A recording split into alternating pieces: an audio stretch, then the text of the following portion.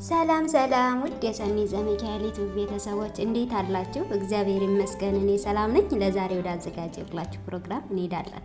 ወደ ፕሮግራሙ ውድ ተከታታዮቻችን እንግዲህ በዛሬው መርሃ ግብራችን የምንመለከተው ሚስትህን አትናቃት ከመጽሐፍ ቅዱስ አንጻር በምሳሌና ቅዱስ ዮሐንስ አፈወርቅ ደግሞ በዚህ ዙሪያ ላይ ምን ሀሳቦችን እንዳስቀመጠልን እንመለከታለን። እንግዲህ ቅዱስ ዮሐንስ አፈወርቅ ባሎች ለሚስቶቻቸው ሊኖራቸው የሚገባውን መልካም አመለካከት ሲያስተምሩ መጽሐፍ ቅዱሳዊ መሰረቶችን ይጠቀማሉ።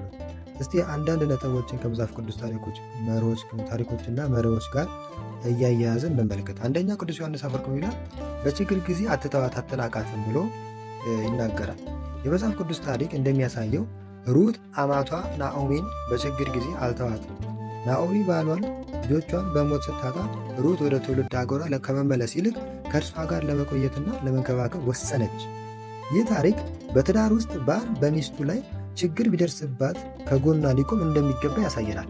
በደስታ የሚደሰቱትን ደስ ይበላችሁ፣ የሚያለቅሱትንም አልቅሱ ሮሜ ምዕራፍ 12 ቁጥር 15 ላይ የሚለው ቃል የትዳር ጓደኛ በሐዘን ጊዜ አብሮ በመሆን ማጽናናትና መደገፍ እንዳለበት ያስገነዝበናል። ሁለተኛው ነጥብ ድሃ ብትሆን አትናቃት፣ ሰነፍ ብትሆን አስተካክላት እንጂ አታዋርዳት ይለናል ቅዱስ ዮሐንስ አፈወርቅ። ምንም እንኳን በመጽሐፍ ቅዱስ ስለ ድህነት ወይም ደግሞ ስንፍና በግልጽ የተጠቀሱ የትዳር ታሪኮች ባይኖሩም ባል ሚስቱን እንደ ራሱ አካል ሊመለከት እንደሚገባ ብዙ ቦታዎች ላይ ተጽፏል።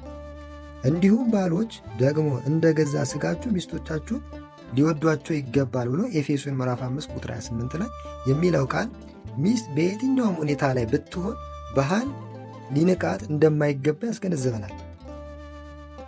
አንድ ሰው የገዛ ስጋውን እንደማይንቅ ሁሉ ሚስቱንም ሊንቅ አይገባም ይለናል ቅዱስ ዮሐንስ አፈወርቅ። ትዕግስት ያለው ሰው ከኃያል ይሻላል፣ መንፈሱን የሚገዛ ከተማ ከሚገዛ ይሻላል ብሎ ምሳሌ ምዕራፍ 16 ቁጥር 32 ላይ የሚለው ቃል ባል በሚስቱ ድክመት ጊዜ በትዕግስትና በጥበብ ሊቀርባት እንጂ በንዴትና በንቀት ሊያስተናግዳት እንደማይገባ ያስተምረናል። በሦስተኛ ደረጃነት የሚያነሳው ነጥብ ክፉም ወይም ቁጡ ብትሆን በትዕግስት ጸልይላት እንጂ አትቆጣት ይለናል ቅዱስ ዮሐንስ አፈወርቅ። ምንም እንኳን በመጽሐፍ ቅዱስ ፍጹም የሆነ ትዳር ባናገኝም አብርሃምና ሳራ ያጋጠማቸው ፈተናዎች በትዕግስትና በእምነት መፍትሄ ማግኘት እንደሚቻል ያሳዩናል።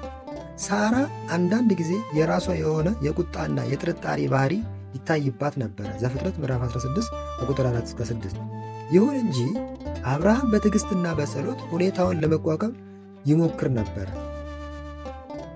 ሁልጊዜ ደስ ይበላችሁ፣ ሳታቋርጡ ጸልዩ፣ በሁሉ ነገር አመስግኑ፣ ይህ በእናንተ ዘንድ በክርስቶስ ኢየሱስ የእግዚአብሔር ፈቃድ ነውና ብሎ አንደኛ ተሰሎንቄ ምዕራፍ 5 ቁጥር 16-18 የሚለው ቃል በሁሉም የሕይወት ሁኔታዎች ውስጥ በትዕግስት መጸለይና ማመስገን እንደሚገባ ያስተምረናል። ይህም በሚስት የባህሪ ችግር ጊዜ በትዕግስት ጸሎት ማድረግ ይጨምራል። በአራተኛ ደረጃነት የሚያነሳው ነጥብ ኃይል ከመጠቀም ይልቅ የዋህነትን ተጠቀም ይላል ለባሎች ቅዱስ ዮሐንስ አፈወርቅ። ኢየሱስ ክርስቶስ ራሱ የዋህነትና የትዕግስት ምሳሌ ነው። ኑሮዬ ቀላል ሸክሜም ቀላል ነውና ቀንበሬን በላያችሁ ተሸከሙ፣ ከኔም ተማሩ፣ እኔ የዋህ በልቤም ትሑት ነኝና ብሎ ማቴዎስ 11 ምዕራፍ 11 ከቁጥር 29 ላይ ብሏል። ባሎችም ከክርስቶስ በመማር ሚስቶቻቸውን በየዋህነትና በፍቅር ሊይዟቸው ይገባል። ኃይልን መጠቀም በፍቅር ላይ የተመሠረተ ግንኙነትን ያፈርሳል። እናንተ ባሎች ሆይ ሚስቶቻችሁን ውደዱ፣ እንደ ክርስቶስ ደግሞ ቤተ ክርስቲያንን እንደወደዳት ስለ እርሷም ራሱን አሳልፎ እንደሰጣት ኤፌሶን ምዕራፍ 5 ቁጥር 25 ላይ የሚለው ቃል ባል ለሚስቱ ያለውን ፍቅር የክርስቶስ ለቤተ ክርስቲያን ካለው ፍቅር ጋር ሊመሳሰል እንደሚገባ ያስገነዝባል። ይህ አይነቱ ፍቅር የየዋህነትና የመተሳሰብ ያካትታል።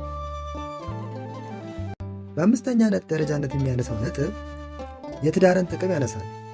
በመጀመሪያው የጋብቻ ታሪክ በዘፍጥረት ምዕራፍ 2 ላይ ተመዝግቧል። እግዚአብሔር አዳምን ብቻውን ሲያይ ለእርሱ የሚመች ረዳት እንፍጠርለት ብሎ ዘፍጥረት ምዕራፍ 2 ቁጥር 18 ላይ አለ።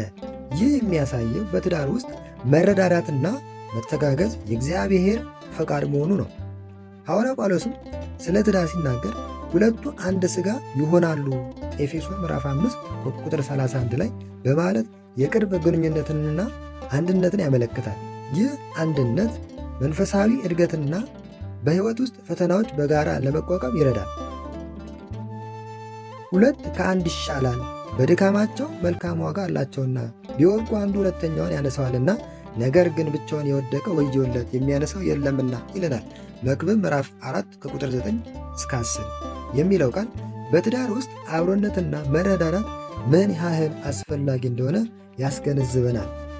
ውድ ተከታታዮቻችን በዛሬው ዕለት እንግዲህ ባሎች ለሚስቶቻቸው በምን አይነት መልኩ መሆን እንዳለባቸው ቅዱስ ዮሐንስንና መጽሐፍ ቅዱስን መሰረት አድርገን ተነጋግረናል።